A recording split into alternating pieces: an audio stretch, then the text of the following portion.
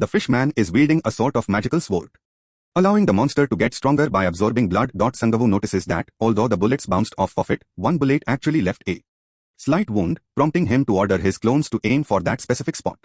The clones and the fishman have an intense fight with both parties receiving significant injuries. The fishman, after receiving too many attacks to handle, collapses over with Sangavu being happy it's over. But it's not over quite yet.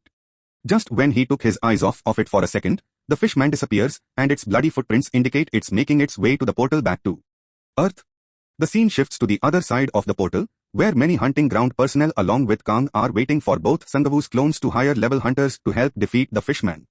The hunting ground personnel see the monster sprinting towards the portal, and proceeds to open fire. But unfortunately, the monster makes it through the portal. One of Sangavu's remaining clones is then seen throwing his knife at the monster, but it bounces off of it. And just as things seem to be hopeless, the real Sangavu catches the ricocheted knife and in midair stabs the fishman in the head, killing it. The scene shifts to a Hunter Association hunter, confirming that he had made it to the hunting area where the fish man was found. He is shocked to see that the fishman had been taken care of, and is even more surprised to hear that a F-class hunter killed it.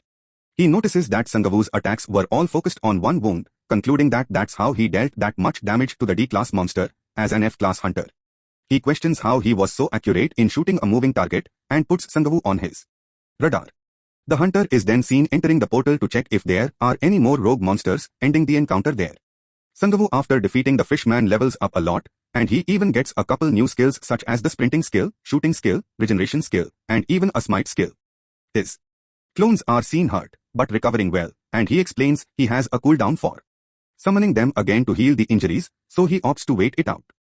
Sangavu notices that several items have dropped from defeating the fishman, including the short sword that the monster was wielding, which can absorb blood to get stronger.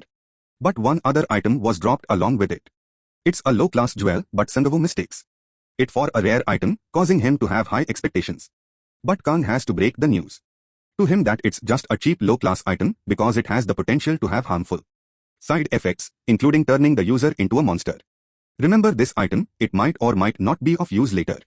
After talking with Kang, he heads home with his two hurt clones, and ends up summoning his third clone again, and orders it to keep exercising while the others are resting.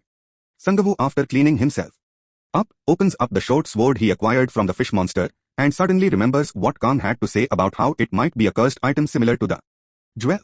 He orders his clone to pick it up for safety, and finds out through his familiar ability that it indeed has a curse on it, which prompts the user to kill and give it more blood. But this isn't much of a concern for Sangavu, because his clones don't get affected by the curse.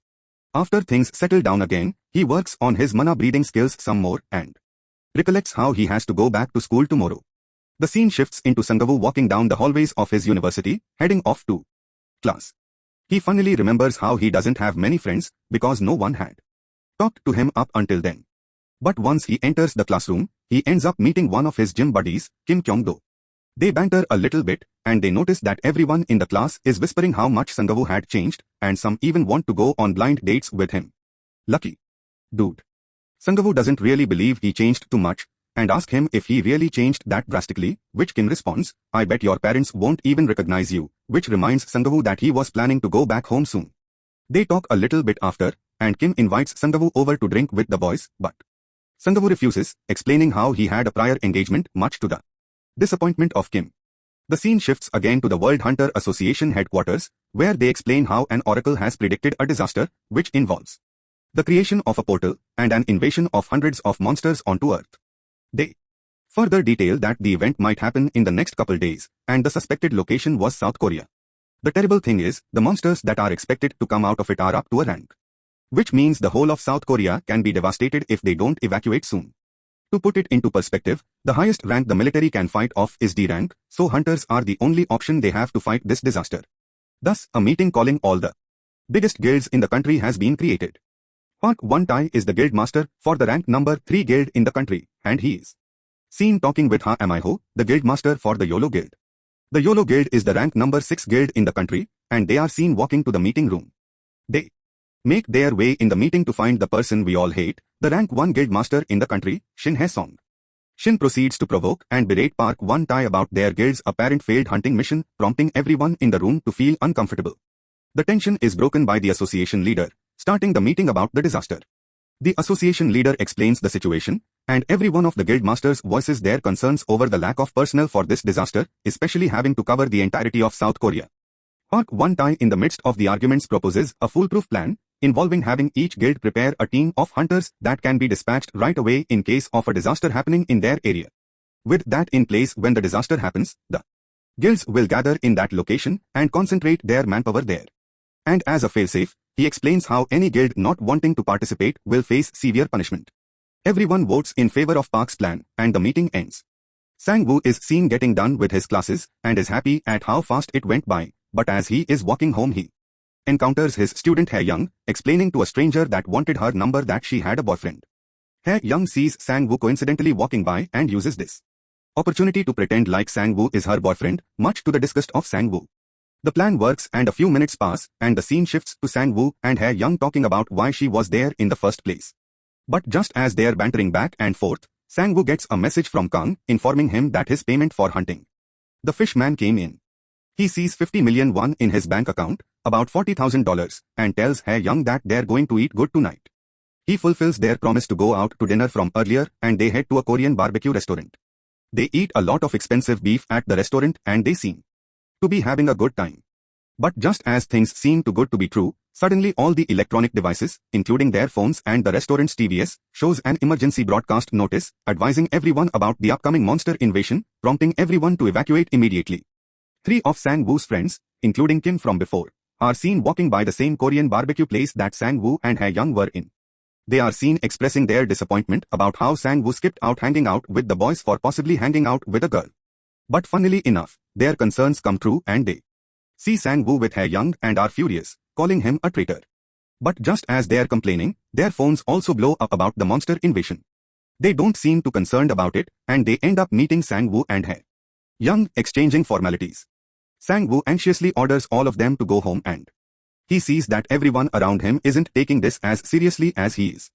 Through this concern, after all of his friends go home, he gives Kang a call and Kang gives him all the details of the event, confirming Sang-woo's overly cautious concerns. Sang-woo expresses his frustration at how the association is handling the situation, not making this invasion notice as serious as it really is. Kang explains that this might be due to the fact that there will be a huge economic impact if their country is on full lockdown for a long duration of time, and the association would not want to be blamed for taking people out of employment, seeing that if they issue a light warning they won't be held liable for their deaths. This rightfully does not sit well with Sang-woo, and Kang also explains that every hunting ground will also be under lockdown, so Sang-woo would not be able to hunt for a while, prompting Sang-woo to go meet up with his family like he planned to do before. He gathers all of his now recovered clones and heads home where his mom, dad, and sister are. He makes it to his parents' apartment and rings on their doorbell, recalling how it really has been 3 months since he last seen them. His mom opens the door and, much to the prediction of Kim Kyung-do, all of his family members don't recognize him in the slightest. They take a second to get used to his drastic change, and the family all see that he had brought some friends with him, but Sang-woo has to explain to them that they're not necessarily friends but they're his clones. So he has to explain everything about how he had become an awakened hunter. His mom voices her concerns about the dangers of being a hunter, and he reassures her that there's no danger due to the nature of his skill. Sang-woo also voices his concerns about the upcoming monster invasion and asks why they didn't evacuate to the shelters already. His dad explains that he still has to work to provide for the family and they can't necessarily afford to stay at the but deep down Sang-woo knows of the severity of this monster invasion, and so to compromise, he decides to stay with them for the time being. The family proceeds to have dinner and Sang-woo brings out the leftover expensive Korean beef he got at the restaurant, much to the surprise of his family. He is happy hanging out and eating dinner with his family again and thinks to himself that he should have visited sooner, seeing their hospitality. But just as they were about to start eating, the building explodes. Sang-woo opens his eyes after blacking out and sees his whole family slumped out on the floor. In a daze he sees that the apartment is in shambles and he sees a horrific number of monsters pouring out of the portal that happened to spawn right next to his house.